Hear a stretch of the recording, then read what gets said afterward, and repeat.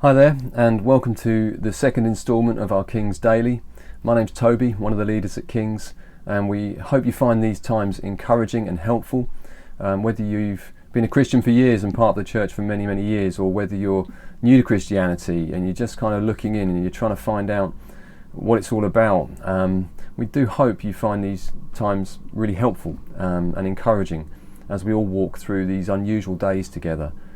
One of the things actually I've been thinking about over the past couple of days is the theme of hope, and reading through a book called A Broken World by Sebastian Faulks, and it's letters, diaries and memoirs from the Great War. And I was struck by one of the letters that he puts in here of a man who writes about his experience on a liner that was torpedoed. And he mentions hope in short succession 3 times. He talks about the moment when he felt all hope was gone as the boats were torpedoed. Then he talks about standing on the rail and jumping into the water with the hope of catching hold of a piece of wreckage. And then he talks about another person's son and says, I had the hope that perhaps he had been saved and brought to some other place.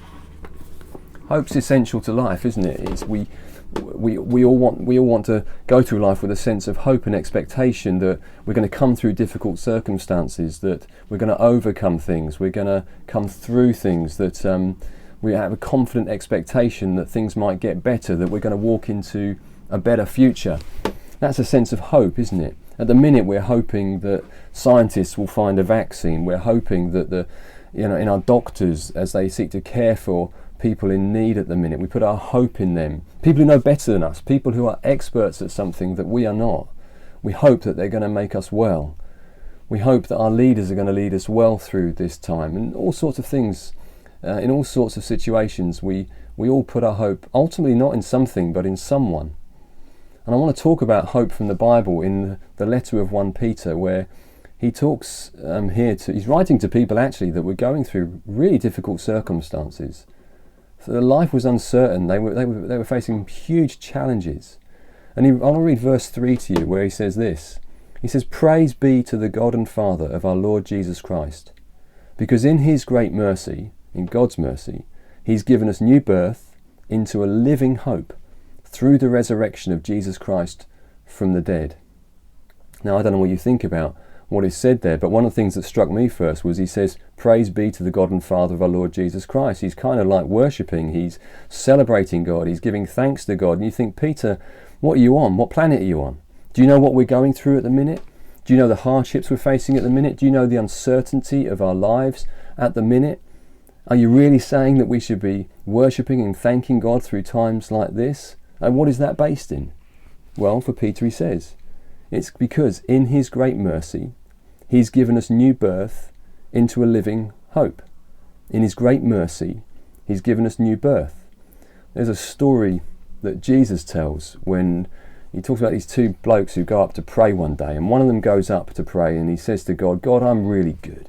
Basically, I do all the right things, I give to charity, I do good works, I help people, I go to church every day, I'm really good. And the next guy, he said, basically, I'm not like that bloke over there in the corner with his head down, his head low, who really isn't very good at all, who doesn't basically live as good a life as me. And then Jesus switches to the other bloke in the corner who really can't utter many words except to say, God, have mercy on me, I'm a sinner. I messed up, I know I fail. Now have mercy on me, God. And Jesus says, which one of these 2 guys goes away justified before God, goes away made right before God? And Jesus says it's the second one. It's the one who just manages to get out of his mouth, God forgive me, God help me, God have mercy on me. And Peter knew this himself. Peter didn't live a perfect life. Peter failed, he denied Jesus, and in that he knew the grace of God. He knew God coming to him, he knew Jesus coming to him and restoring him, forgiving him. He'd experienced this mercy and grace himself, and it was this mercy and grace that kind of welled up in him, even in difficult circumstances, that caused him to worship God, that caused him to thank God. And he says that we've been born into this living hope, not a dead hope, but a hope that is alive today. He says it's through the resurrection of Jesus Christ from the dead. It's based not in our current circumstances. It's not based in how well we've lived our lives, how well we've done today. It's based in the person of Jesus Christ and all that he has done for us in his death on the cross, saying this is for the forgiveness of sin. And his resurrection, which is kind of God's big yes to what happened on the cross, saying that all of us can come to him now, that he's paid the price for us, to be forgiven, to start a new relationship with God. Peter knew this himself. The Apostle Paul, who writes later on in the Bible, knew this himself as well. And in fact, he says that, hey, if Jesus wasn't raised from the dead, then a Christian's faith is futile. There's no substance to it. But then he says, but Christ was raised. Now, I realise you might have questions around that. You might want to explore that a little bit more. And in coming weeks, we're going to look for ways to engage with people online with the questions they have about the Christian faith. But for now, each one of us puts our faith in someone. And what Jesus offers is a hope that goes beyond death, a hope that deals with the biggest things in our lives, a hope that actually makes a difference in our daily lives, that he invites each one of us to trust his words, to follow his ways, and he says that I'm going to give you peace in this time. You can walk through this time with incredible hope that might even cause you to worship God, even though things seem really uncertain. I want to end on the words from Desmond Tutu, and it's a quote actually that he used at Easter, but it's really relevant now.